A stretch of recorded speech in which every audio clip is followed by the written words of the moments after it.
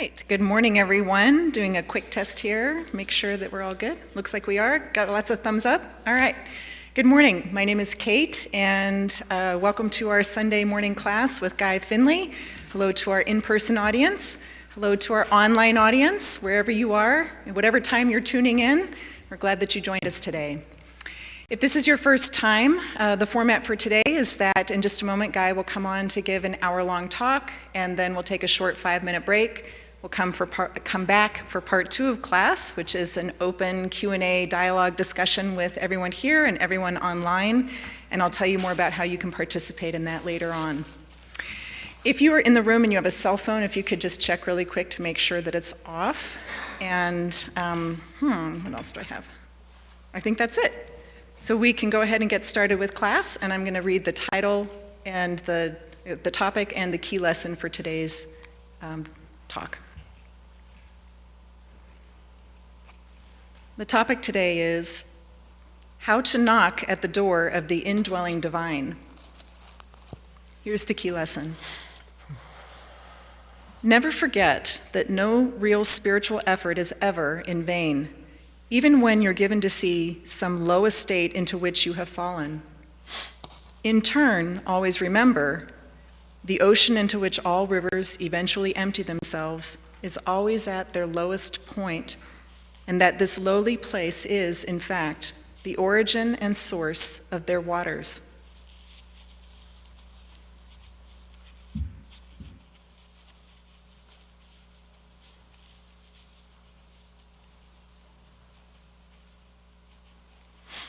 Sometimes I fear that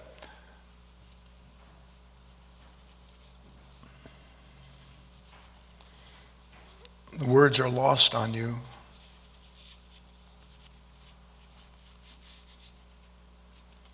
That the lowest place is in fact the source of their waters.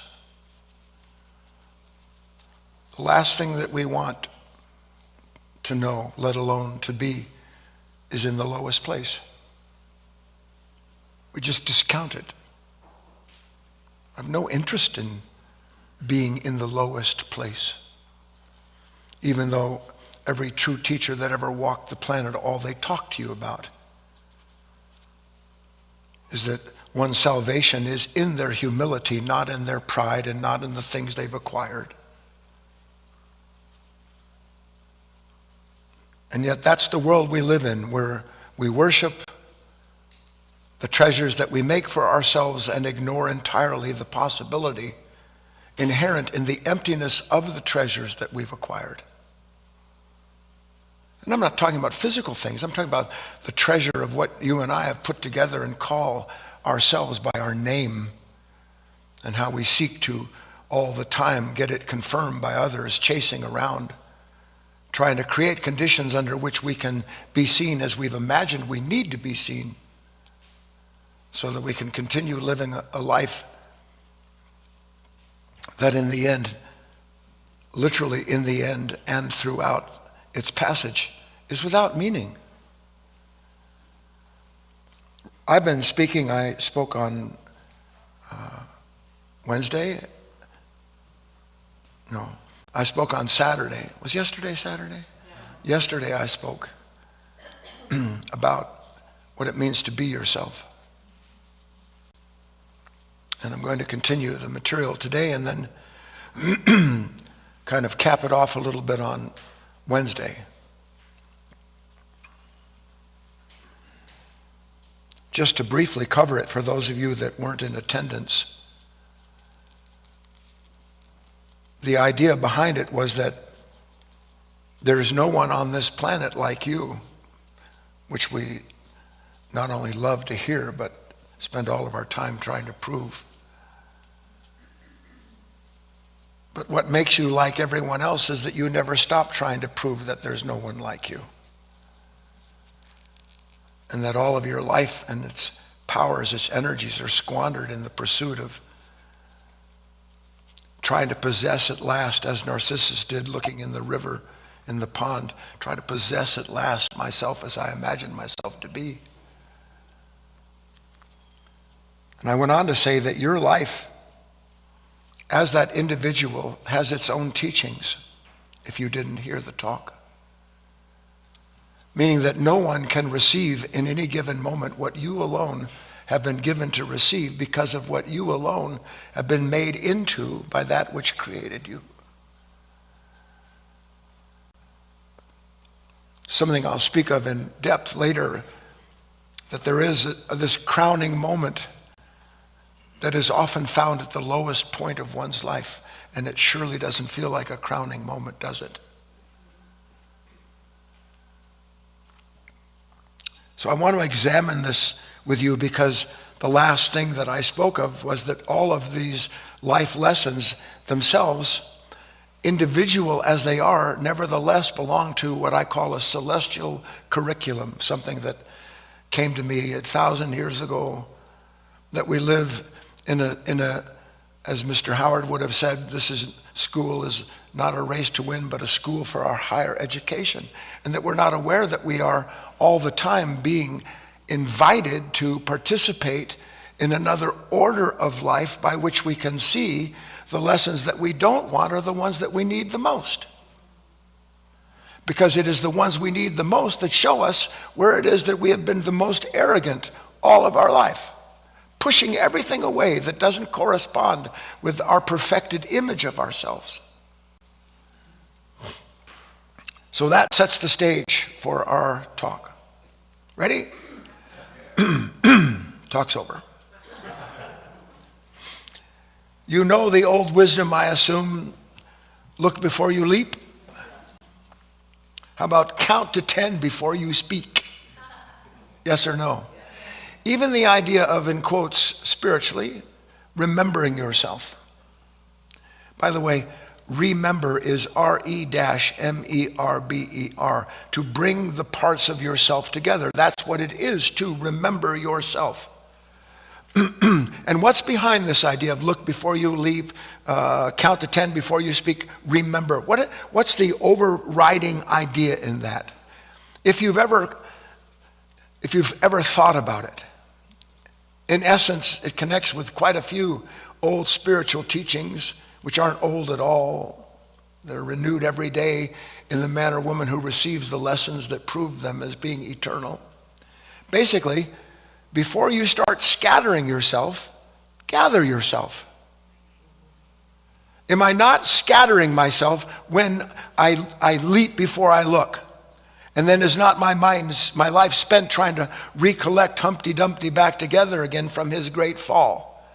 So there is this idea of gathering myself, which is the same as remembering myself. So that in remembering myself, I'm no longer participating in this endless scattering of myself, in the endless dispersion of the energies that I've been given, in which and through which I am intended to collect all aspects of myself in that moment where I am tempted to leap before I look, where I am tempted to speak before I'm aware of the nature that's going to speak. And why is that so critical, to gather myself before I scatter myself? It's rhetorical, because that is the only way, meaning only in that awareness is a new action born. A new action that thought cannot touch. Eric spoke of it without knowing exactly what he spoke of before this class. Something happens that cannot be described when I see all at once everything that is unfolding within me, the yes and the no, the love and the hatred, the wish and the denial. All of that is there in a moment. And where is it? Within me. The kingdom of heaven is within. We've talked about this at length. But within doesn't mean, oh, glory be, the kingdom's in me. It means that there is a place somewhere where I am already gathered together and brought into a relationship with life where I can't act against myself or anyone else, because there's something present enough that knows better than to punish me or anyone else around me. But we said what about the kingdom of heaven is within? It means there is no distance I can't stress the idea enough. You and I always come up with a distance between the action that is unfolded outside of us and the action we must take in order to become someone no longer affected negatively or positively by those conditions. That means there is a world where there's no time where a man or a woman has to find themselves or discover themselves, because that time already exists within themselves. That kingdom already exists within them. Following me? But there's a problem. Because we are living from a consciousness that is 100% dependent upon and ultimately attached to what it imagines it needs in order to become free, in order to become me. Because I'm not quite me yet. If I was me, I wouldn't be so ugly. If I was really me, I wouldn't be this despicable, violent, angry self that appears from time to time. I don't know where it comes from. Must be the devil that makes me do that.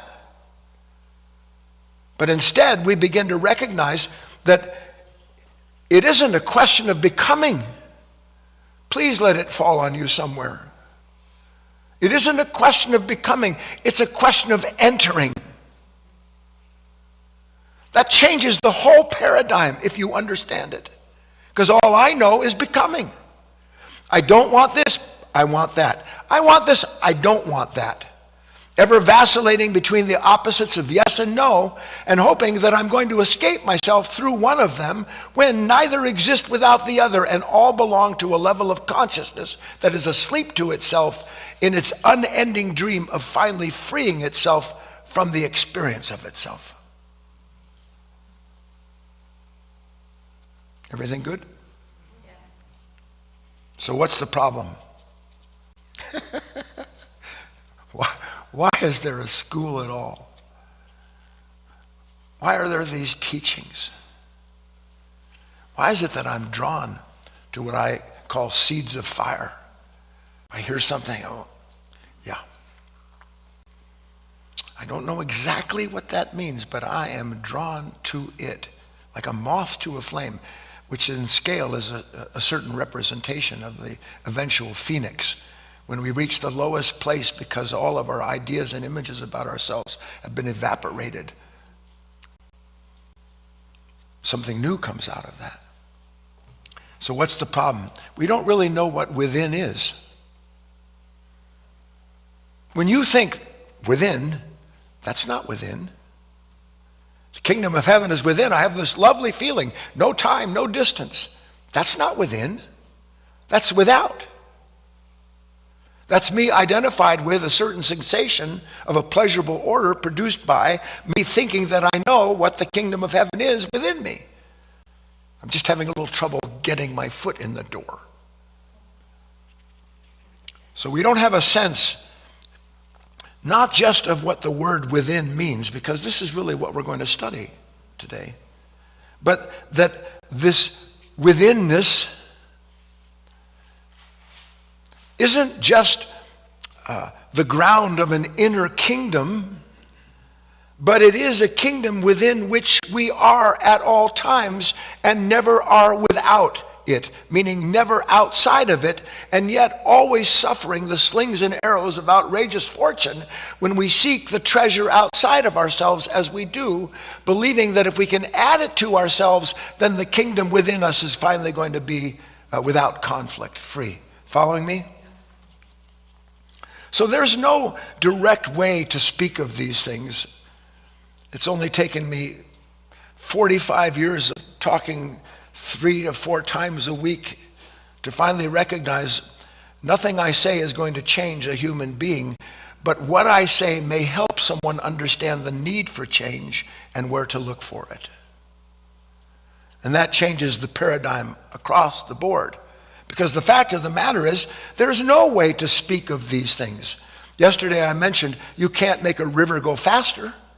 Now you hear that idea relative to trying to become something, and you kind of get it. I'm all the time sitting and looking at my life. Go faster, go, no, slow, just keep, let that cat stay right there as cute as she's always been. Right? And then, no, get rid of the cat. put it in a box, send it down the river as quick as you can. So we don't understand the nuance of these impressions because we try to understand the impressions with our mind. And the impressions aren't mental. No impression is in thought. Thought describes the impression so there can be someone who thinks he knows what happened. But there is no such thing as that. The impressions are always pure and true, even when they're the worst possible impression relative to the one who doesn't want to see the things that he's being shown. Christ said, "Do not lay up for yourselves treasures on earth, where moth and rust doth destroy, and where thieves break in and steal, but lay up for yourselves treasures in heaven, where neither moth nor rust destroys, and where thieves do not break in and steal. For where your treasure is, there your heart will also be." Now, people think to themselves, I know what that means. And I want to tell you that you don't. Because all we know to think about that is, well, look, I kind of covet my stuff. And I kind of covet having more stuff to get more stuff with. And I'm never endingly protecting my stuff, hoping I can keep my stuff even when I'm dead. You can't keep your stuff. But that's not what it means. You should write that down. I can't keep my stuff. What am I stuffed with other than the feeling of my sense of self identified with my stuff? It's a deeply spiritual word when you start to understand it. What is a treasure? Do you understand? Your education requires that you are de-educated. It all has to go. All of it. You won't lose the words or the ability to communicate, but everything that automatically conditioned to identify with the words has to go because that identity and the word that it treasures is a singularity. I love the idea of a treasure. Are you not a treasure seeker? Are we not born into this world seeking treasure? But unfortunately, the treasure that we seek in this world is the world that we are told where the treasure is.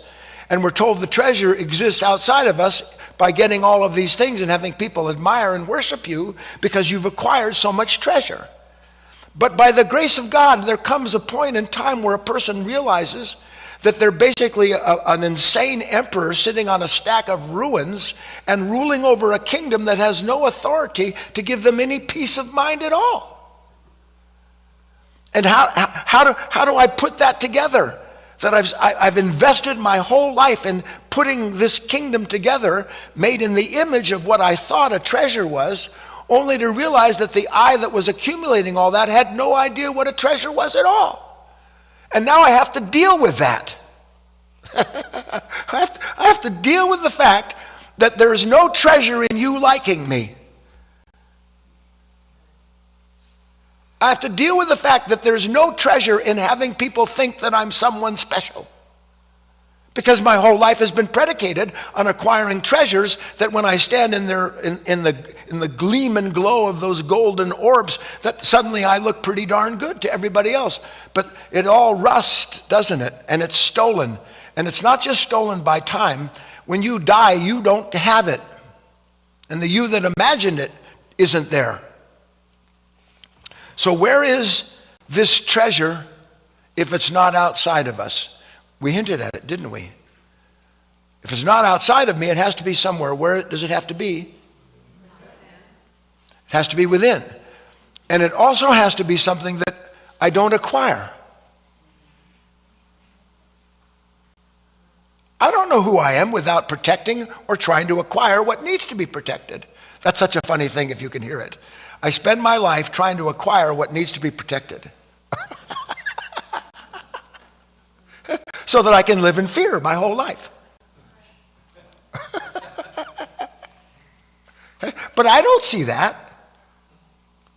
But something does. And when it does, me who was highest is suddenly lowest. Me who thought he knew suddenly knows he knows nothing at all. But that there is a knowledge that is possible to acquire, to enter into, I should say. And then that shifts the whole paradigm, doesn't it? Because at that point, I realize the treasure isn't in time.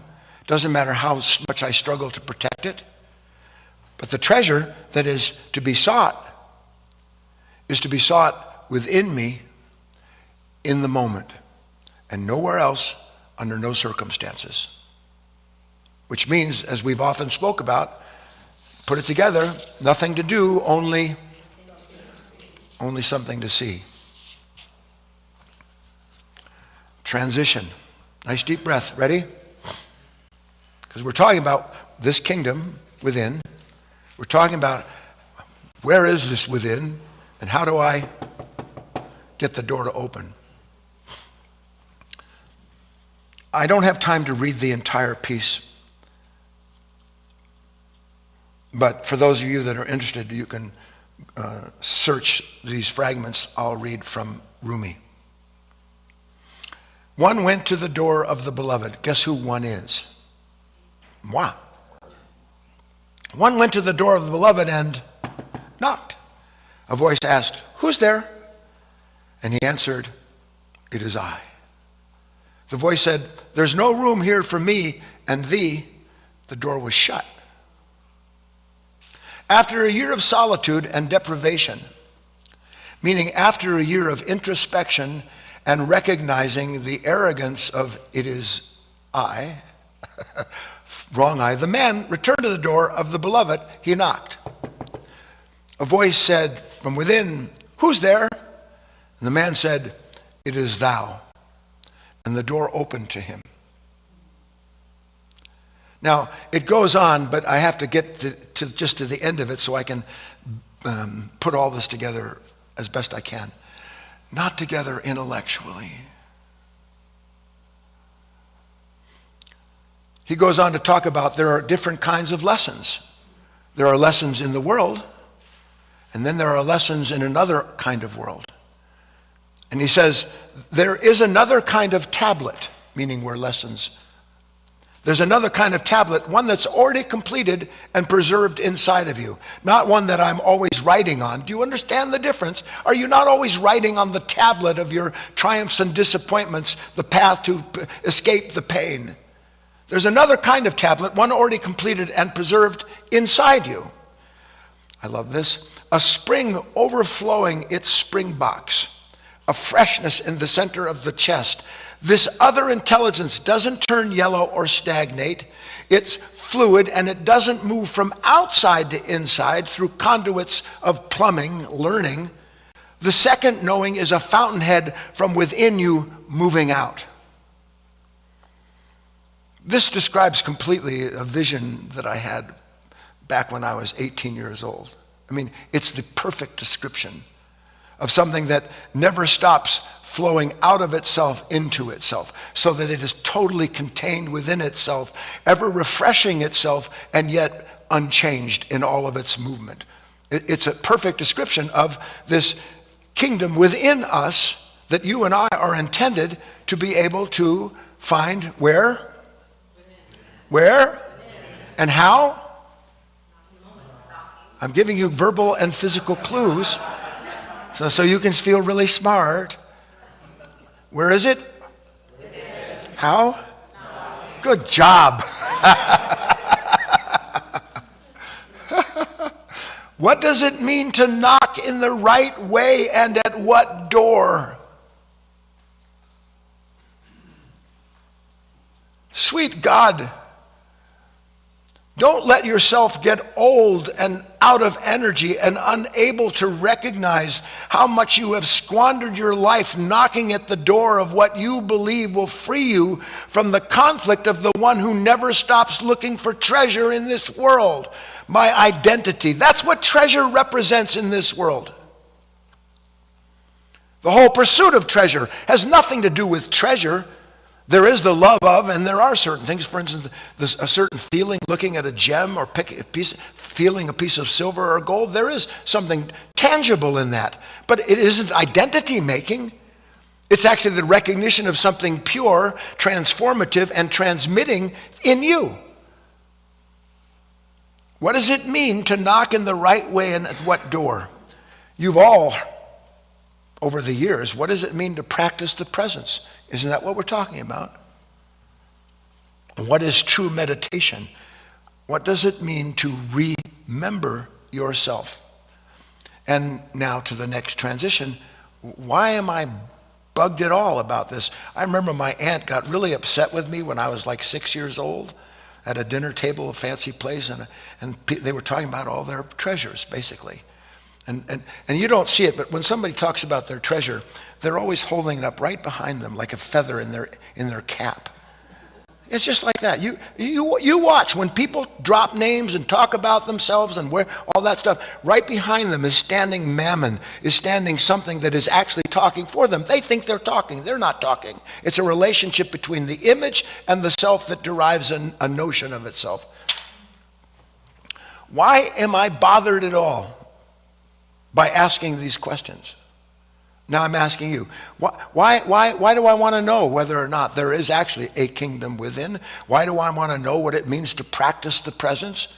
In part, obviously, because I've become conditioned and attached to the sense of myself as a spiritual person, and I also enjoy the sensation of myself as being spiritual when I am thinking about practicing the presence, usually in the middle of a pain when I don't know what to do. It's because,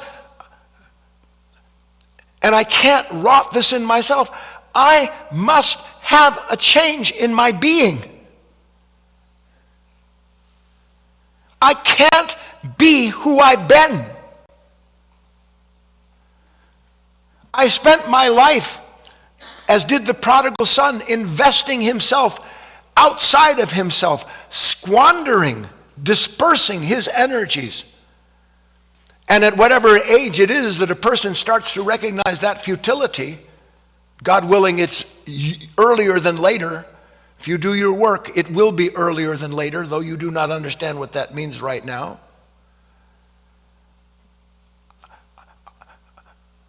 I can't be this person who turns at the drop of a hat on the one that I love. I can't. Not because I want to be loving, but because I can see in that moment that there is clearly something terribly wrong with hating. Not power, not strength and anger, but the loss of myself, being squandered. Anger is a squandering force. Regret, resentment, squandering forces. Who can tell me why? Who can tell me why? Because everything's moving out, and it's moving out in order to contain and create a sense of peace by what? A sense of peace by punishing, a sense of peace by pushing away, a sense of unity through denial. But we can't see these opposites at work in our mind, can we? Why can't we? Because we're already out there identified with what is moving out. I look at life through my thoughts. I don't know what else to look at life through. And my thoughts are outside of me. I don't know how to look at my relationships with others other than the way in which something talks to me about how my relationship should be. And it shouldn't be this, but it should be that.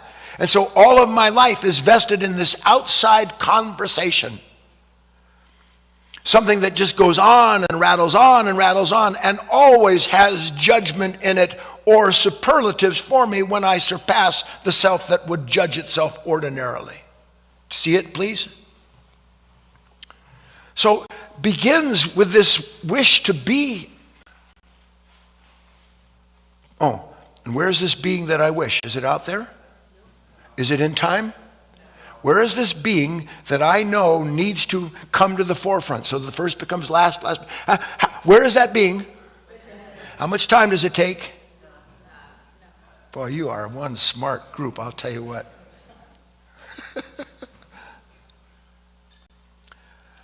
I begin to look for knowledge. Not affirmation, not confirmation, but I begin to look for ideas about what is required in order for me to no longer be someone who, at the drop of a hat, scatters himself. Are you making the transition with me? Isn't every negative reaction that you identified with a summary scattering of myself? And why am I scattered? Because there's the me that believes you shouldn't be that way, and every bit of my energy moves out, doesn't it, in order to control or contain or change the person or the circumstance that I blame for my pain. Yes or no? So everything about me is in a constant movement from the inside to the outside.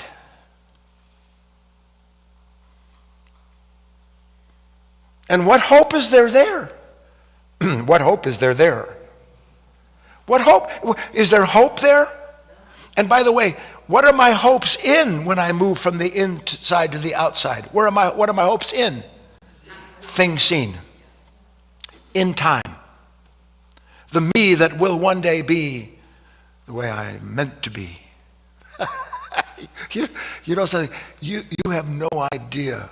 You can't what you're meant to be. And you will never know what you have been given to be, which is quite different than meant to be. Meant to be is a passage of time. Given to be is the instantaneous recognition of all that I am and all that I might be in that same moment in that interior kingdom. Please? Yes? So I won't quiz you again. You've done pretty well with your first part of the quiz. So, would you agree that as we are, we don't know much about ourselves? Yes or no? But do you not think you know a lot about yourself? And when that moment comes where you really think you know a lot about yourselves, are you gathering or scattering? Try to see it. I'm scattering because I'm identified with the image I have of myself as someone who shouldn't be like that. And I can't see that when you gather, the more you gather properly, the less unconscious pain there is. The less unconscious suffering when one gathers. If one gathers, one is able to see the whole. Whereas everything about me moves out and out and out all the time, trying to figure out, how about this? Is resistance a gathering force or a scattering force? Do you see what we're trying to do? We want to connect the experience that we're unaware of with the awareness of the experience. So that in the awareness of the experience, I can start to realize, here I am and I'm hating my life. Am I gathering or scattering? And why am I scattering? Because I can't hate my life without being identified with that which says I shouldn't be this way. And if I shouldn't be this way, then I know what I need to do to become not that way, which is to fix you or get more stuff. I'm going to bring that word stuff in about 3 more times, okay? When I do, you see if you catch it. You wake up when I do it. So we have an idea about what it means to remember ourselves. When I have an idea about anything, am I gathering myself or scattering myself? So thought is a... Well, now I'm in trouble. I'm really a deep stuff. Why? That's all I know how to do. I'm in pain. What do? Think.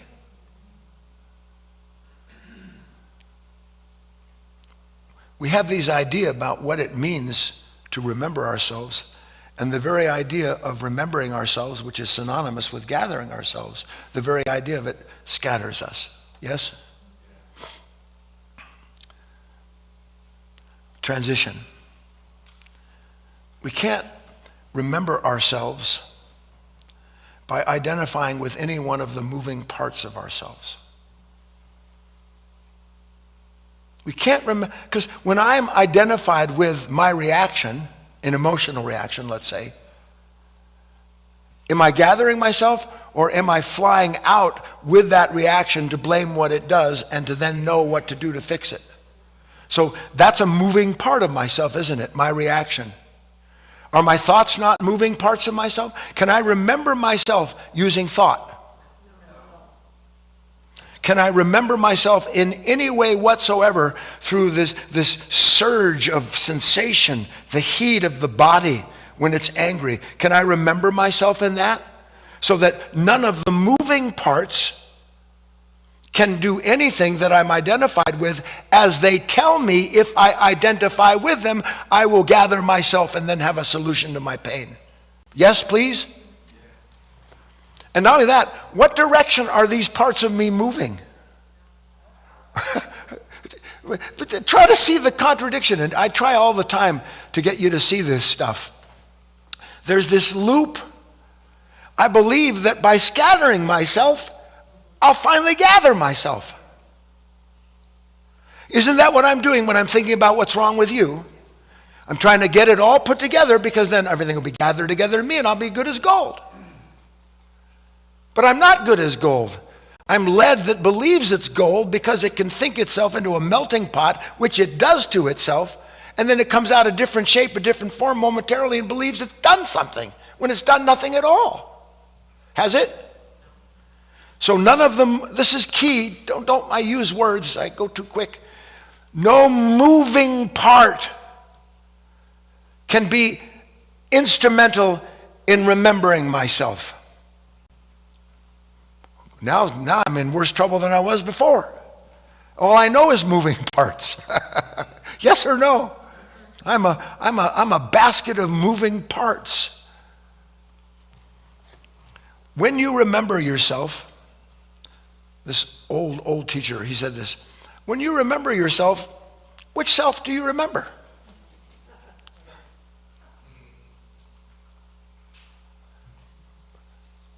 Because it depends on the event, doesn't it? Like you said this, I need to remember myself. And what do I remember? That I'm not to blame you. I'm to sit here and look like I don't care and not react. I was William Shatner for a moment. Well, is that self-gathering? Or has it set itself apart from what has been gathered in the name of God within you in that moment, so that the very action of what I call gathering is scattering and ignoring the fact that all has been gathered in me in that moment for a very specific purpose? We're working towards an understanding, yes? We're going to look at some words as we've been looking so far. The word gather and scatter. The word within and without. You won't find a teaching east or west that doesn't make this, that doesn't discern, now listen, not between the ideas, but between the actions and what is born out of them when the action is a complete action. When you and I actually have a moment where we see something true, where we enter, if you will, into that lowest place, we become the lamb. In that moment, there is no recognition of what has actually happened or changed. There is just a sudden, quite clear ability to discern that something has had a tremendous impact on me. If I tried to describe it, I'd be lying. I'd be limiting it. I would be scattering the energy and the light that produced that impression as something inseparable from the light that revealed it. That's scattering, isn't it? To move anything out of the moment of that awareness into any thought about it is to scatter what has been gathered in the name of that light, so that you might know that light lives within you. There's no time and distance to reach it, and that it instantaneously changes whatever agrees to be gathered within it. Am I going too fast? Christ said, "He that is not with me is against me, and he that gathereth not with me scattereth." Now, do you understand that was said 2,000 some odd years ago? And that you hear the word gathereth and scattereth, and you immediately think you understand that if I'm not a good Christian, then I'm a devil worshiper. If I'm not busy pushing away everything that wants to pull me out of this identity that I have as being a spiritual, religious man or woman, if I'm not fighting tooth and nail, resisting the temptations of life, if I'm not doing that, I'm certainly scattering. What he spoke of had nothing to do with any of that. This is fascinating. I went and did some little dive work on the words gathereth and scattereth. You ready? It's stunning. He that is not with me is against me, and he that gathereth not scatters. Gathering means he that doesn't take himself in hand as one would lead an animal. That's gathereth. He that does not take himself in hand and lead it himself as he would an animal. So Christ is referring to this idea of not only different kingdoms, but of different order of being that lives within them. Because he that taketh himself in hand as one would lead an animal means, here I'm going to not scatter. Because that's what the animal does. That's what the beast does. That's what mammon is the eternal scattering. So the task is, I need to recognize something wants to lead me out, doesn't it? Please. That's what temptation is in the truest meaning of the word. It leads me out that I might complete myself in the kingdom I've imagined. And now I've had a little bit of grace, I start to see, well, the kingdom I've imagined has nothing in it that I imagined would set me free. All it does is make me a slave to a host of conditioned ideas that I have to serve in the hopes that if I serve them enough, I'll gather myself. Try to understand this. Real service doesn't have a self separate from what is being served.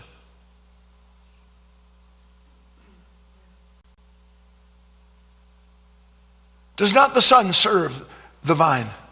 Does not the vine serve the branch? So the Son, the vine, the branch, and all living creatures are in fact in service to one another because none are apart from each other. Our idea of service is always me and what I'm serving. This insane egotism, spiritual egotism. And one day you'll understand there is no greater spiritual egotist in the world than you. You'll see it. And then you won't know who to be because the ego involved in identifying with gathering and all it all just, but then it goes back.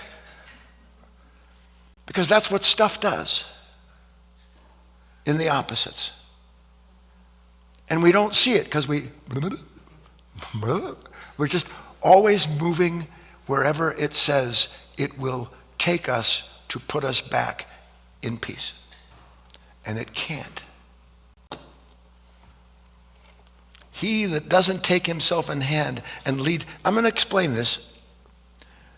And scattering, we pretty much have a good idea of that. But let's look at it in context with the idea of he that takes himself in hand. Look, can you take yourself in hand? How are you doing with that? You know there's an animal, a beast, quite literally, yes or no?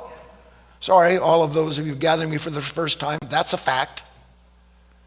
Part angel, part beast. That's a fact. So the beast leads. And it leads by calling itself an angel. Because it always has angelic ideas about how to soothe the savage beast. And so it creates gods. And it creates the gods to soothe the beast, because when the beast can identify with the gods it's imagined, for a moment it's gathered itself into a particular identity, a sensation of itself, and at last I'm free. Except there's one problem with a beast. The beast is acted on by conditions. The conditions control the beast. Then the beast tries to control the conditions. Is that gathering or scattering if I'm trying to control conditions? Which is it? You getting the gist of this? To dissipate. So if I'm not taking myself in hand, meaning, what does it mean to take myself in hand? We're getting close to the end.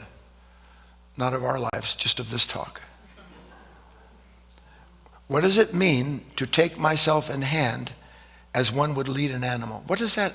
How can I put that together in some contextual frame? What would it mean? Well, I want to run. I want to fight. I want to rush. I want to be anxious. I've never known there was anything other to do than to rush outward in order to change inward. That's all I've ever known. Hoping that somehow the condition, if I change it, will change my experience of myself, which it may momentarily, but it doesn't change the being does it. And that's what we're interested in, is a change in being. So he that doesn't take himself in hand is himself taken by hand and led into a life of scattereth. It's impossible. It is impossible to understand this idea of gathering and scattering without understanding the idea of attention. It's impossible. Because when all is said and done, how can I know the meaning of within and without? We've been examining it now for 40 minutes. How can I know within from without unless I actually am capable of entering into what is within and then being able to see within that gathering, what is without? I can't understand without by myself, can I? Do you understand? I've been subject to a mind that moves outward, where the whole of this life. Sometimes these impressions, they just come. What is the whole of this creation? What? Moving from the one to the two to the three into the infinite forms. This endless movement outward. But the central urge of every atom is to return within to its source. So that we're looking at this grand scale that you and I, without having any idea, are a part of. It is I. That's what real I is. Not something that's divided up into inward and outward, but something that understands that inward and outward all belong to one kingdom, within which, when one can see that, is no longer pushed out and no longer tries to go in. They live in that kingdom. And this is what we're working to understand. How do I knock, and what does it mean to get in?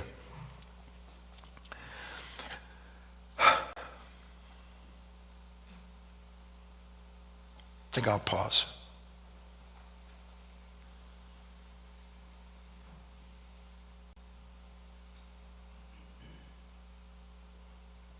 When you see something about yourself, something true, not something you imagine, and there's quite a difference between the two. I'll say it to you this way: when you have a little shock, where is that shock? Where is that shock? Within? Within what?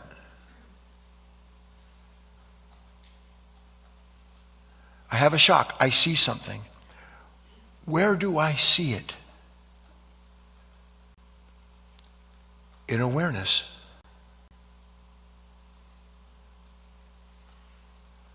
I see me through the awareness of me.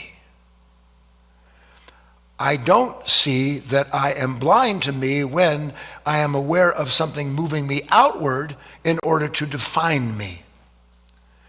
When I see myself in my awareness, I don't have to talk to myself about what I see. Because in the awareness of myself is the realization that the self I'm aware of is inseparable from the awareness in which it's revealed in that moment. You should write that down. One thing, the observer and the observed, a singularity, the interior kingdom.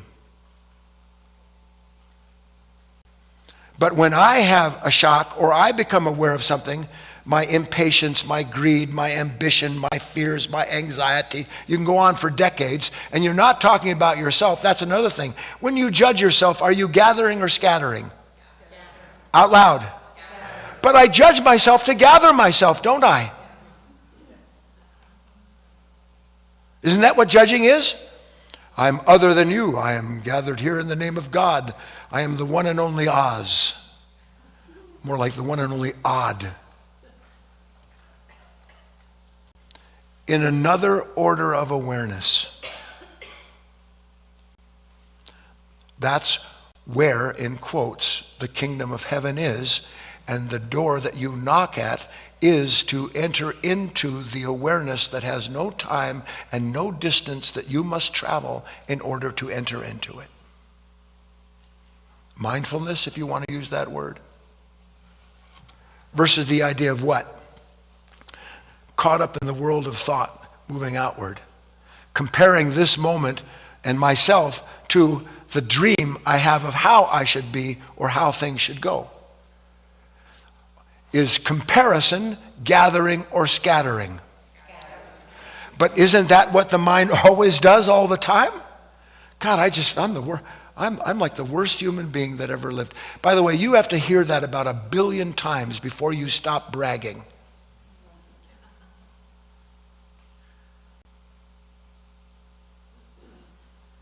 And I know you don't like this, but I really do. I'm going to talk about it a week from Wednesday. And you're right. There's nothing worse than you. But the you that there's nothing worse than is not you. In fact, it is given to you in the act of creation itself so that you might come upon the realization that what I am required to do is to take this worst thing in the world and to bring it into this gathering so that in the gathering it may be acted upon the light that reveals what I never knew was true about myself, but now I do, and thank God for that, because now I can begin to bring a sword. I can begin to take part in this natural separation, the wheat from the chaff that takes place. So what's the exercise, would you imagine? I hope that these have new meanings to you. First thing, first shock. Should I gather or scatter? Gather. So if in that first shock my mind is looking out at you, this, them, or that, or at some image of myself, am I gathering or scattering in that moment? So the first thing is to go within. That's what gathering begins with. And when I go within, how do I go within? Please try to see the big picture. Don't let all this go away now. How do I go within? What does it mean to go within? Remember myself. Collect myself. Don't let myself be led away. Because that's what it wants to do. That's what temptation is to lead me away from seeing that the I am about to say I to isn't I at all. So that I'm tempted to collect myself outside of myself by becoming. Is becoming an act of gathering or scattering? Collect all of myself. Collect within. Now listen, this is difficult. When I say collect all of myself within, I don't have to do anything to be aware of at the same time the sensation in my body, the emotions that are moving through it, and the thoughts that are justifying it. I don't have to do one thing. Why? Because it's already there. See, it's already been gathered. That's the most beautiful thing in the world. But have you noticed there's some gatherings you don't want to go to?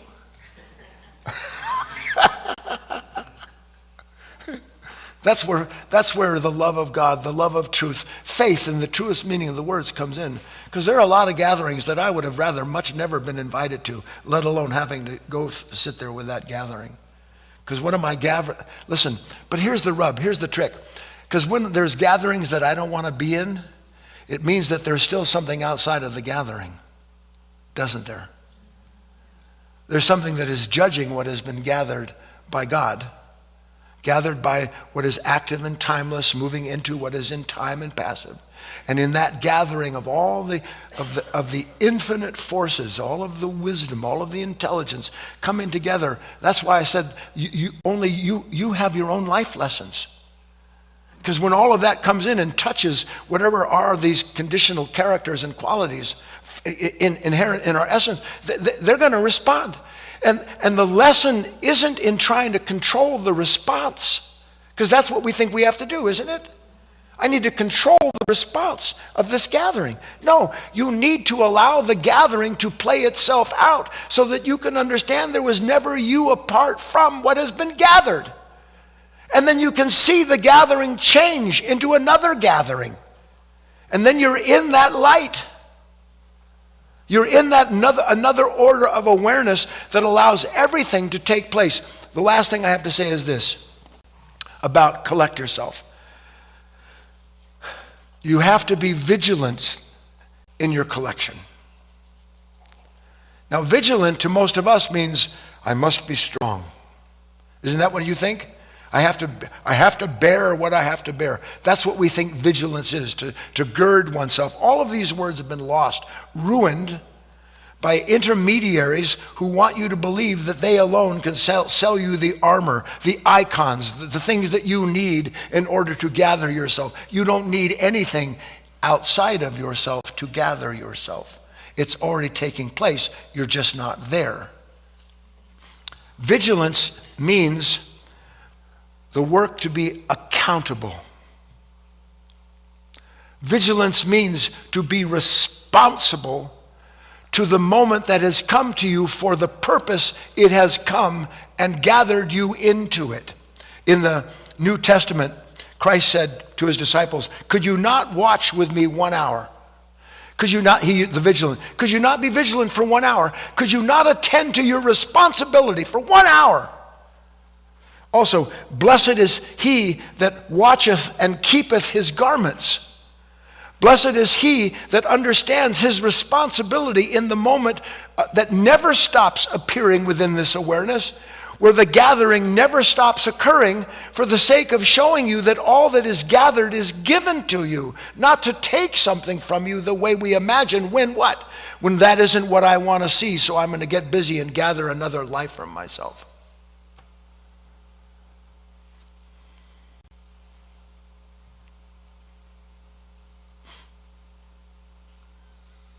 You must lose your life to find it. You're learning some of the meaning of that now. Because when things are properly, when the awareness of the gathering, can you understand that idea? Is not everything. I couldn't be here talking to you if something wasn't being gathered as I was talking. I couldn't give you these, I could, of myself I can do nothing. I am the gathering. And the gathering has its own intelligence and its own purpose and its own power. So my task has to be continually to discern, to be vigilant enough to understand that in these moments where all of this action is taking place, that I make a mistake if I identify with any of those movements. Now, how am I ever going to be free of this incessant, instantaneous identification with the movement of these very familiar thoughts and feelings, all that I'm conditioned? How am I ever going to get past that? Do you understand the question? By being vigilant enough to start seeing that all that does is scatter. I have to be able to be present in this timeless kingdom to recognize all that's being done in time when I'm captured by something that's trying to dispel. That's it. That's all the stuff. Now you must go in. What am I to do in the moments where I have any sudden, and this is a big problem. See, the gathering there's never not a moment where all isn't being gathered in his name. That's what his name, that's what real life is. It is a gathering of the divine, divided up into infinite individuals who are gathered together to reflect and reveal that divinity. That's what the gathering is. It's everywhere. Split a log, turn over a stone, there I am.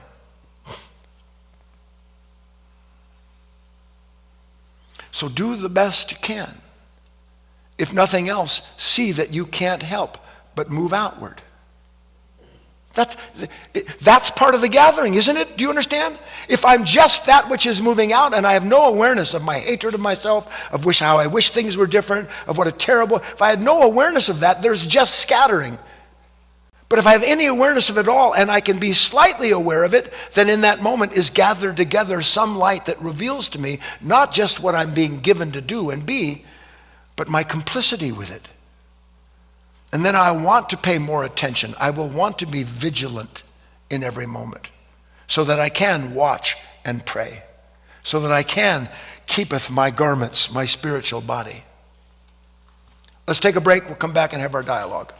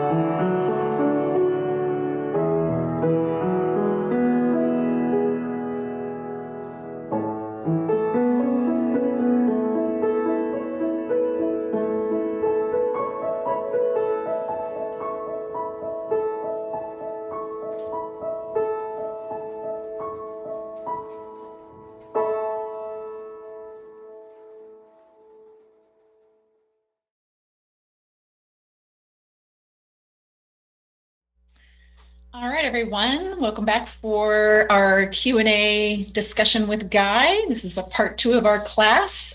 We are at just about 10:35 a.m. Pacific time here, and we'll run for probably another 45 minutes or so. This is your time to participate, and if you are in the room there at the foundation, of course, you know you can go up to the microphone anytime. If you are online, you can send me a note in the question or chat area, depending on where you are. I already have 5 questions, actually, so it's a talk that everyone is interested in today, and so I will be reading those notes to Guy as we go along. I have just a couple quick announcements. One is that if you aren't familiar with our foundation here, Life of Learning Foundation is a nonprofit located in Southern Oregon. We're an actual center for self-discovery.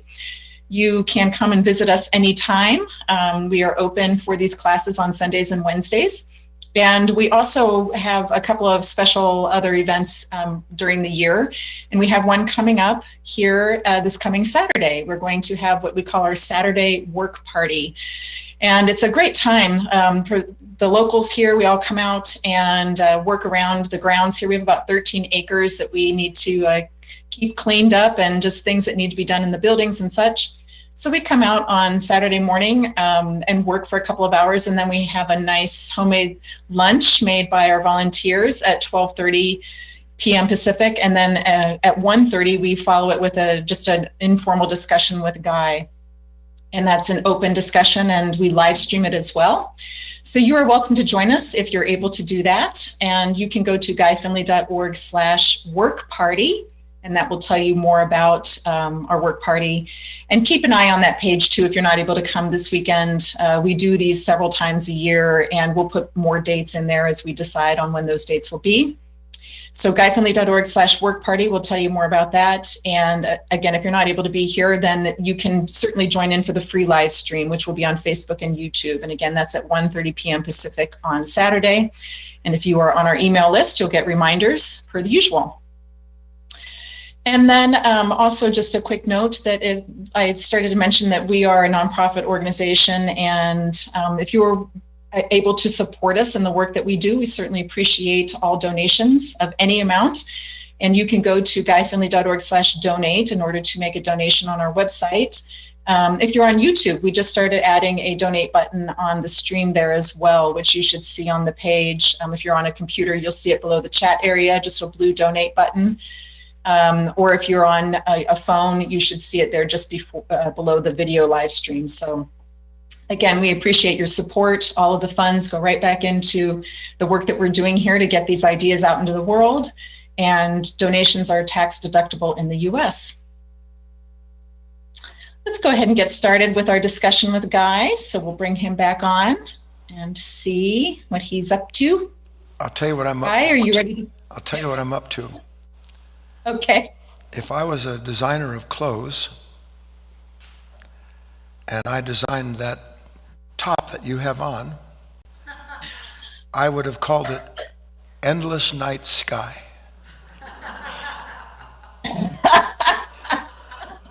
I've gotten so many compliments on this shirt today. This is a Christmas gift, and I am showing it off. Well, it is. Sparkly. It's the night sky in scale. It's beautiful. Thank you. That's my comment for that. All right. I'm going to turn as red as you are. Our camera, for some reason, is making you a little red. I don't know. I apologize. We have to fix that because it looks like I'm going to have a stroke. I know we call it the Oompa Loompa look behind the scenes here. There's a problem with the camera, and we're working on it. And actually, just so people know, we are going to be upgrading our cameras. We're going to add a couple of cameras and upgrade them in the coming weeks. And so hopefully all of this will be fixed. And your donations can help with that. You can help us to, that's the kind of thing that we put our donations towards. Indeed. All right, let's go. Upgrades. So, all right. Okay. I do have 5 questions, Guy, and let me just see if I've got hands up in the queue. Hang on. I do have hands up in the queue. Let's go ahead and start with the queue first. We're going to go to Fiona.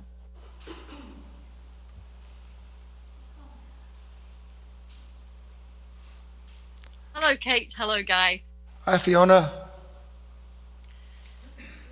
Well, your words are definitely not in vain, I must say. You said that right at the beginning. I hope my words aren't in vain. They definitely are not, because there's so many things that I see from what you say, and the last couple of weeks, really deep impressions. So and relating that to my personal life is the most important. For example, you said about the fact of some resistance and how that works in the natural laws of nature, like in a flower or a petal or ourselves. Yes. And seeing the beauty of that if it's left alone. There's nothing wrong with that resistance if it's left pure. And I just saw a whole cascade of the whole laws of creation unravel beyond that if it's left alone in the beautiful way that it should. Yes, and it is. And it made me. Go ahead. It made me think of the exact same thing in me in my personal life, and I can bring an example if you like. I do. Is it? Hold on one second, Fiona. Is it breaking up as bad out there? Yeah. Stay as close as you can to the microphone, Fiona. It may be just the signal, but stay as close as you can so everybody online and in the room can hear you, okay? Please give us the example. Yeah, we have a bit of a storm here, so it could be it. Basically, yeah, so it's a theme that I've mentioned before about my stepdad, and they were both in hospital recently, and I was looking after them, and basically something happened where it was the usual turmoil coming up in me, and that huge resistance of going back through the years.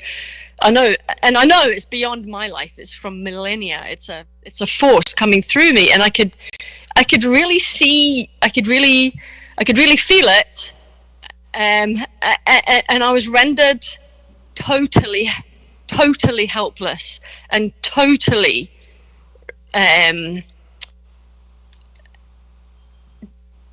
just not even kind of weak, but just sort of being able to just see it, and it brought another life altogether, another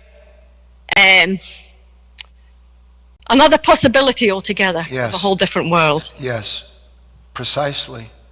And all that you're saying is, I'm assuming, born out of gathering the ideas from today into this experience that is ubiquitous for us, but that we're not present to very much. All of that gathered in that moment.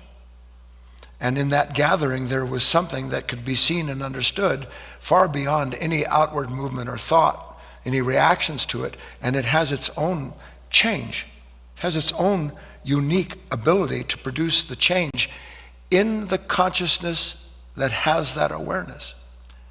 And then you see it. You'll become less and less resistant, even though I was just making a note, Fiona, just before you came on, because I can see certain things when I'm talking, not just in the room, but, if you will, out there. The dark night of the soul.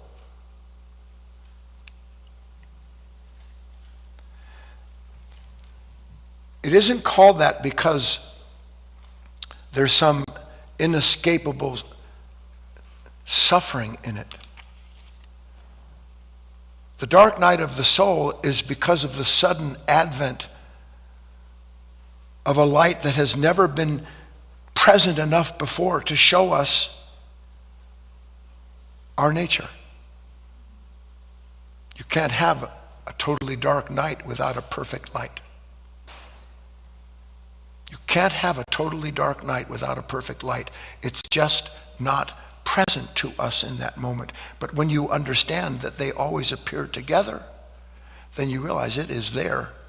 And there is a certain faith that can be gathered in that moment, because for one thing, you go through it as Fiona was describing, and something changes that you can't change, because in that light that gathered all of that together was seen what was seen, and I can't be that anymore, and the change takes place. I'm glad to hear from you, Fiona. Always glad to hear from you. And there's a storm there too, huh? She's off. On we go. All right. Yep, I had muted Fiona. That's fine. I'm going to come on and read a note that came in from Carl. I just sent it to you, Guy. Okay.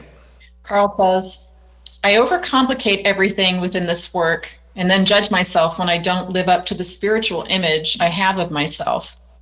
I'm 22 and I've been following your teachings heavily since I was 13 years old. I feel I've been very tough on myself lately within this work. It's sucking the life out of me. I need to find a balance between living my life and spirituality. Something I'm doing is clearly not working.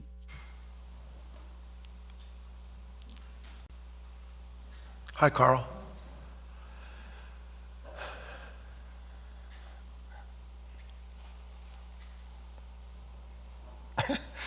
There's so many ways I want to address this. I want to be enlightening and I want to be encouraging. First, the enlightenment part.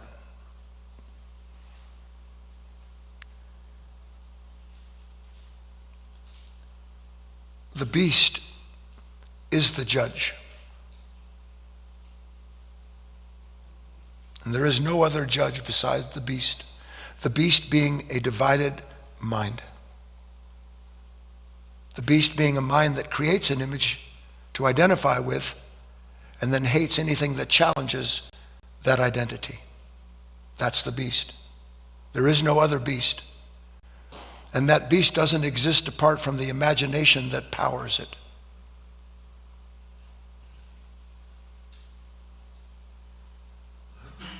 So I've imagined that I know in this lifetime what I'm supposed to do and be.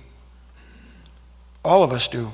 We come into this life, not this, how do I describe to you? We come into this life brought through a kind of immersion process in a totally unconscious level of being that has colored everything according to its expectation and demands that somehow it will find in this world what will give it, me, you, what it needs to be free, to be whole, to be happy, to be godly.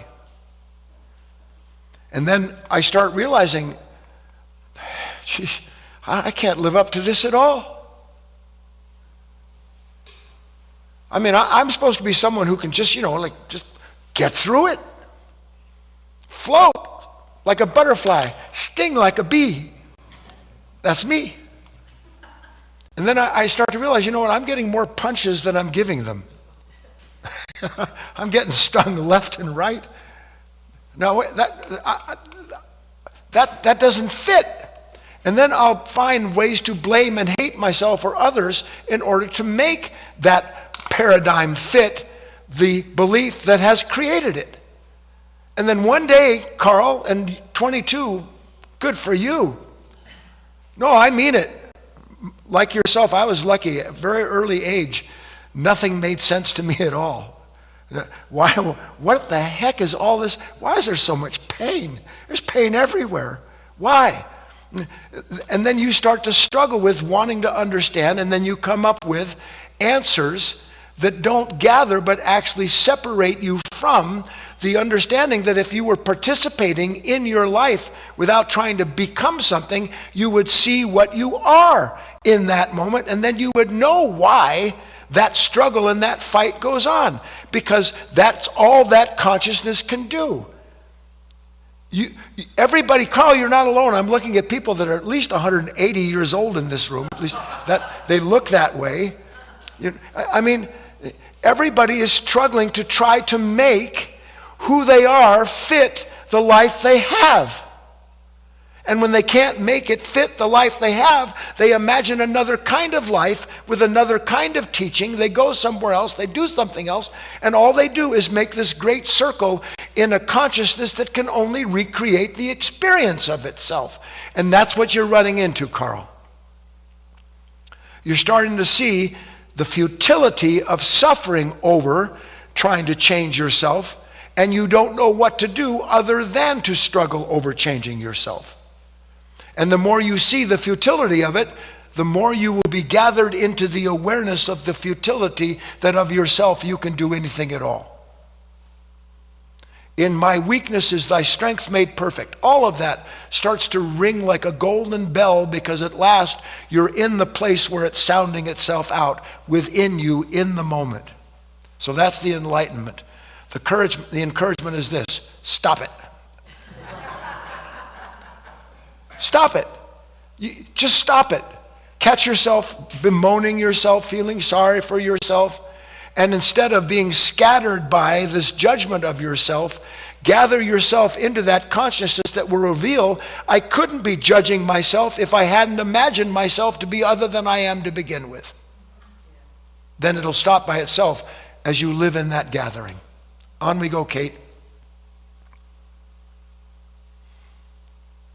All right, I'm going to come back on and read just this very quick question from David, because you mentioned the beast, and he says, is the indwelling beast capable of this awareness? No.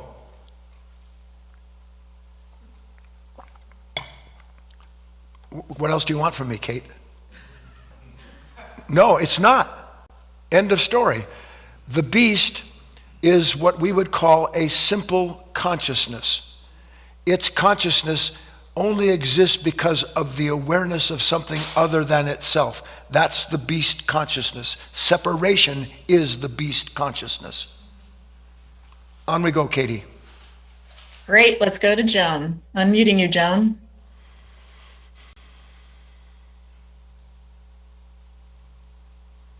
Hello, Guy. It's good I can't to see talk. you. I'm under 8 feet of snow. Close, close. It's good to see you and everyone back at the foundation. In your talk, you said something to the effect as being is within and needs to come to the forefront. And when you said that, something in me clicked. I remembered in the Bible, Genesis, I believe, where I can't remember the names. The twin boys were born.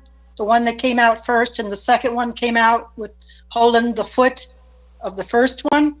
And it said that the first shall be last, and the last shall be first. And I think this whole talk you just did was so beautifully demonstrated that. That's all I guess that's all I wanted to say. I just saw something so clearly in this talk. Thank you. Blessed are we when we have these impressions. They touch something that can't be touched in any other way. That's what gathering really is. The gathering is the moment in which all parts of myself, instead of moving outward, are gathered into an interior place, and all parts are seen at once.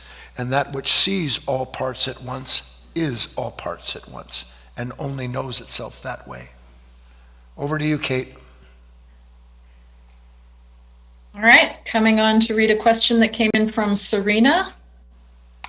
Hi, Guy. Hi. Thank you for your sharing and presence. My question is, what to do when sudden nostalgia kicks in and all of a sudden there's total numbness in what seems to be me, the persona? Yeah. Thank you. Everybody understand what Serena's saying? It doesn't matter what word is used to describe that scenario, does it? Be self-pity, self-loathing. It could be any one of those things, and that's all there is. But you know how you know that's not all there is? Look at my expectation. You don't, do you? I'm aware of it. So there is something else than just that.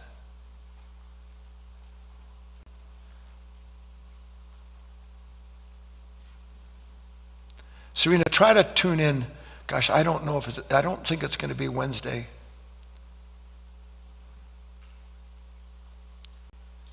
So I'll just touch on something quickly for you. Is identification gathering or scattering? Louder. Is there any doubt? Serena, can you see it? If I'm identified with something, that means that not only is there what I'm identified with, but there's the me that doesn't want it. That's scattering, isn't it? That's division. Yes? The beast that creates the scattering does so that it can continually be tempted to try to gather itself when it resists the content of itself. That's what it does. The identification that is ceaseless, but that we don't recognize as being ceaseless until it is inescapable to us. That's what these moments represent, inescapable identification. Ordinarily, we're just identified hither and hither, or whatever, hither, thither, off and on. But sometimes the identification is so complete that it seems like that's all there is. But you can use your understanding of this process of identification to realize that the more I identify with something, the more I scatter. The more I scatter, the more I resist the condition. The more I resist the condition, that's all the condition there is. So that my identification unseen is strengthening my identity in that inescapable dark place that I found myself. It is a struggle. Make no mistake. But the struggle isn't, and this is, see, I didn't get this in. Vigilance doesn't mean to resist. Vigilance means to participate in observing this resistance, to be watchful of this resistance. So when these states come over you, and I must tell you, you're just putting your toe in the water. It's a requirement. Let them come. And if you will let them come and stay gathered in the awareness of all of these parts, the thoughts that are talking to you, the darkness that's there, the endlessness that will never go away, the cause of it in your past that's responsible for what's ruining the moment, if you let all of that just be there in your mind's eye, and let it stay there gathered, lo and behold, the gathering changes by itself. Because you haven't locked it down by resisting it. You haven't locked it down by identifying with it, and in the identification scattering it, in the scattering of it trying to gather it back together again and free yourself. Don't try to free yourself, see yourself. Write it down. Don't try to free yourself, see yourself, and it will be done. On we go, Kate. All right, we're going to go to Tony next. But it doesn't mean you won't suffer. But it'll be conscious suffering for the first time. We don't want to suffer. You've been taught from the time you were 12 months old when somebody stuck a nipple in your mouth with something to drink. Don't cry, here is pleasure. Mm-hmm. On we go. Hi there. How are you? Oh, hi, Tony. Good to see you. Thank you, Tony. Hi. Yeah. I think you share this with me. In some moments, I notice how fierce I am. I mean, I have fierce tendencies, that fire personality, volcanic personality. How do we share how you stop burning the rope? How do you stop that rope that's leading us from burning? Yeah. Well, I love the question. It's indicative of you beginning to see things that by the grace of God now your eyes are being opened to. We all have false fierceness. Some of us express it outwardly. Tone of voice, posture, irritation, demand. And all of it is strengthened by the identity from which these characters are appearing. Some of us are that way, aren't there? Then others show their fierceness like this.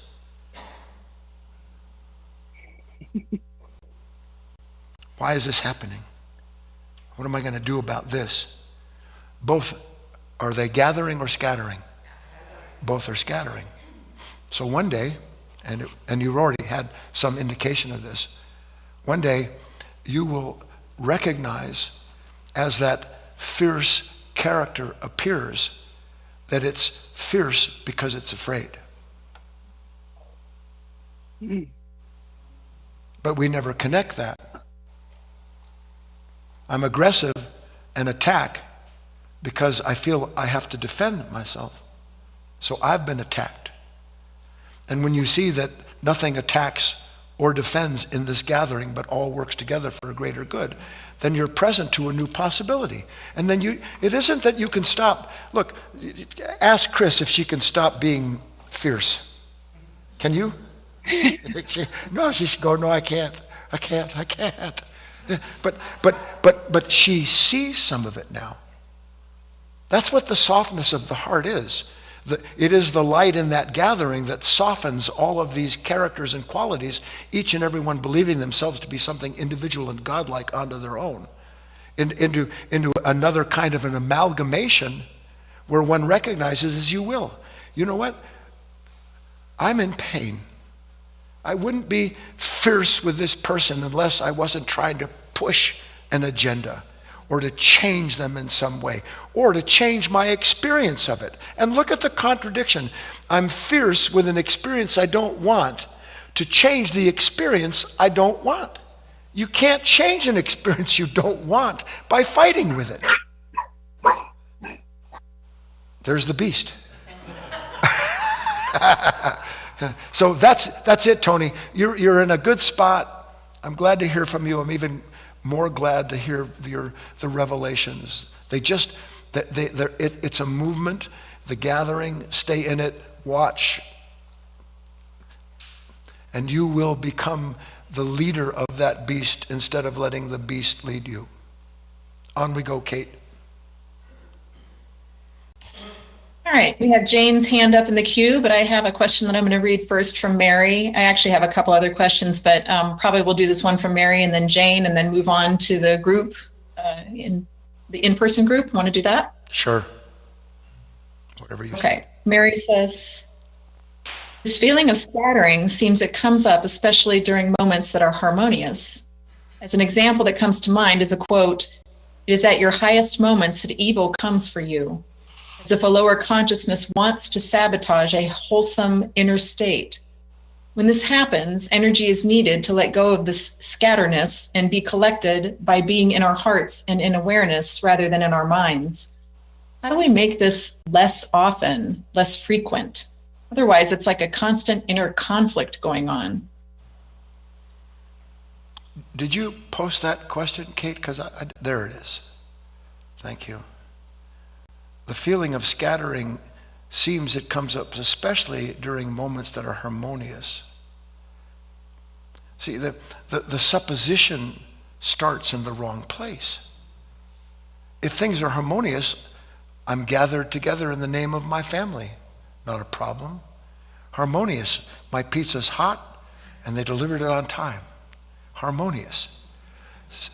What's not harmonious is you're an idiot and they forgot the pepperoni. Not harmonious. The minute that something isn't harmonious, then in order to create harmony, I scatter myself. This is the first supposition, Mary. The reason that, okay, I can help here. I'm backing up. The reason it seems like it's a scattering moment is because Mary has become identified with something in that moment. That's why it seems like it's scattering. Because the minute that anything isn't part of what she's identified with, then suddenly I'm set against and apart from everything that's taking place. Everybody understand that? So I gave her both context there. As an example, it is at your highest moments that evil comes for you. As if a lower consciousness wants to sabotage.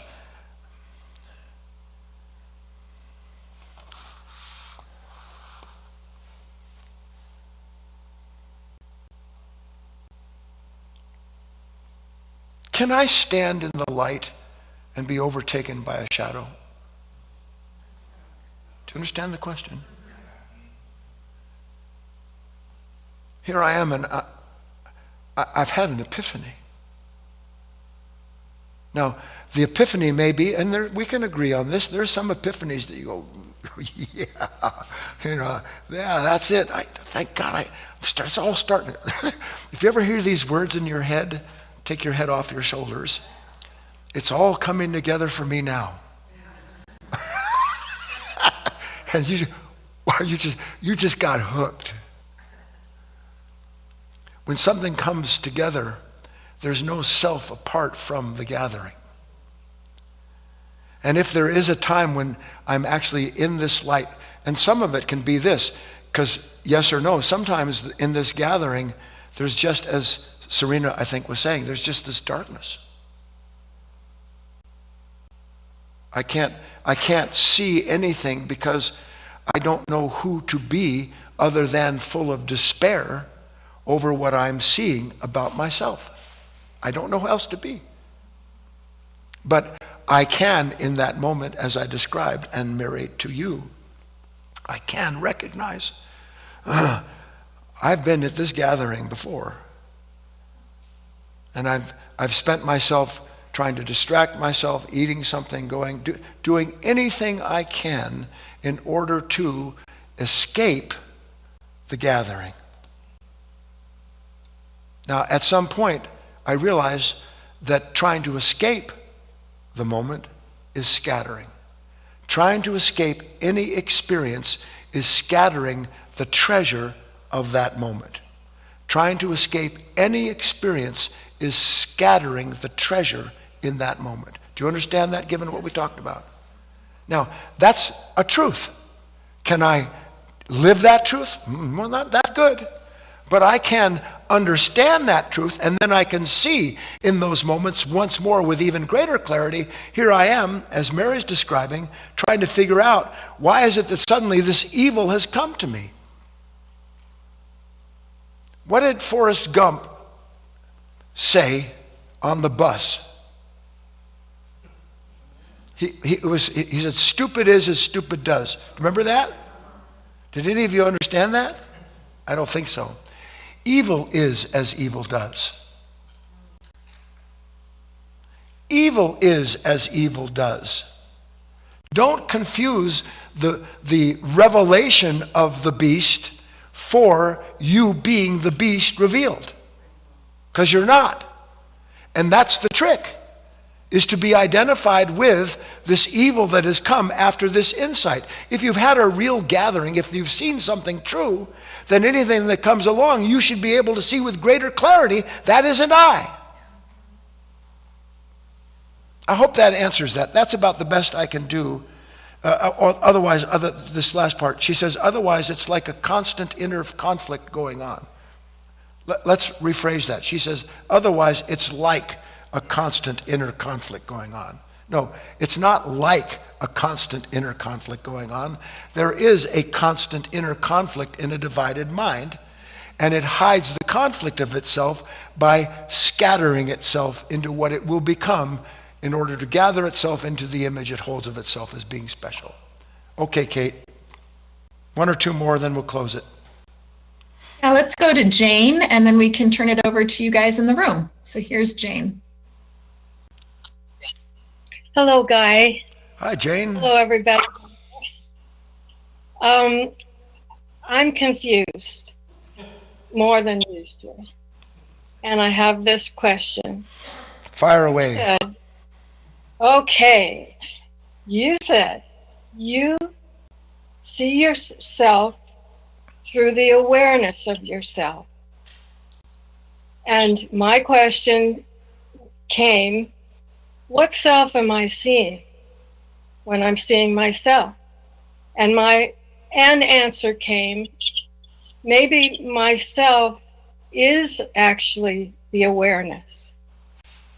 But then you said, the awareness is all parts. At so once. I'm in a circle. At once. At once. At once. At once. At O-N-E. At one. In one. For one. Revealing one at all times. You can't hash this out, Jane. This is the last thing that you want to hear, all of you. I need to figure out my pain. I need to understand why I'm always outside trying to figure out how to get in.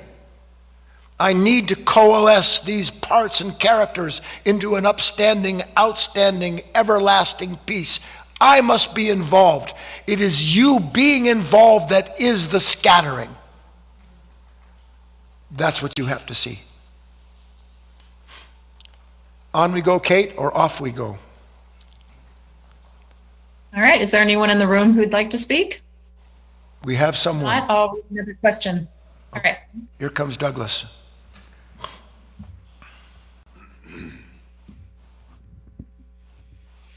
What a great thing to remember that when you come here to try to gather. Yep. Because everything is so scattered. There's been so many great things you've talked about in the last couple of days.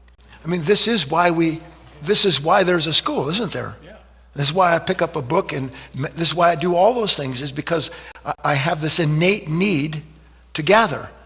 But what is below seeks the above. What is above seeks the below. Where they meet is the gathering. Is the gathering. Okay. And just a couple thoughts I want to put together is that I think it was Wednesday night you were talking to somebody and you said practice strengthens the necessity to practice. Correct. In golf, you're always practicing, but frankly, most golfers practice the wrong things. They have no idea what to practice because they haven't really studied themselves. Most golfers don't want to see themselves on video, which will tell you exactly what you look like when you swing and where all the faults are. Say it isn't so. I'm not up here to talk about golf. I'm talking about just to see yourself as you are, see the truth of yourself in every moment. You have to come back to that place. And there's something in me that so much wants to come to that place within. It helped me with this one verse in the Psalms, be still and know that I am God. Yeah. Be still and know. Because if you can do that, that's a gathering. That's a gathering of all this stuff out there you're trying to make sense of, and you can come back and see something completely whole instead of all this. Just like all these things I want to say up here, how do I put it together? It doesn't matter. If I can just say that one idea of I want to practice, I want to feel the necessity of practicing. You talked about practicing the presence. How do you find the presence more often? Practice the presence. And it isn't, all the books we read, all the talks you give, whatever it is, they're only pointing to something. Right. I have to go in and do that myself, and it takes the time, and really, it isn't my energy, it's just probably an intention or a wish to see more and more about myself, and not as a cheap throwaway answer, but as actually to see that practice strengthens the necessity, and I want to remember that. and I must, as you said, if I'm going to do that, whatever that means to me, whether I read or write or journal or meditate or just sit someplace to be as still as I can, that requires that I take time from what? The things I think I want to do. From scattering. From scattering, right. Good. Thanks. You gather or you scatter. Whoever is not for me is against me. And when that, by the way, in that passage, it means who wants nothing to do with my authority, meaning the authority of the light to bring this together, is against me, obviously. Hi. Hi. So I'm Denise, and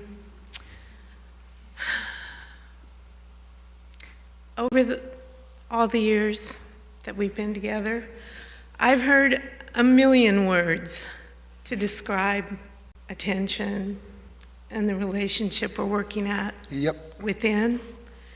But there's something about these two words, gathering and scattering, that have hit me in a new way. Isn't that good? Yeah, and I guess it's the contrast that I can feel yes. so clearly. like when things go down in my life and my thoughts are like that pinball machine, going every which way. I can see that is scattering my energy, that's scattering my life force. Yes. And this is the phenomena. All of that is drawing me into it. Yes. And I think as I'm drawn into this, it's gathering. And it's not gathering, it's the beast, it's that nature deceiving into identifying, because I am drawn by the old identity to free myself from the very activity that's causing me this pain. Right. The gathering is something I'm going to have to work with. You will gather when you stop scattering. Right.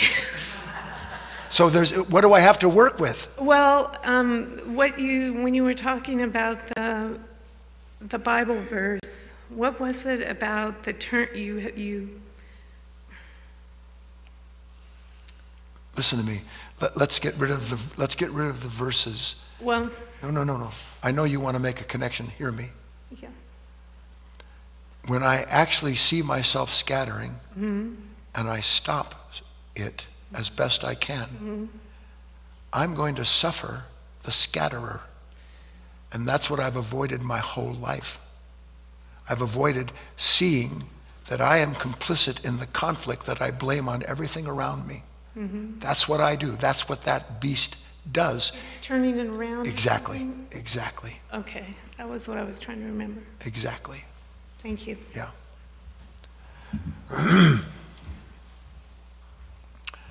5, 4, 3, 2, goodbye.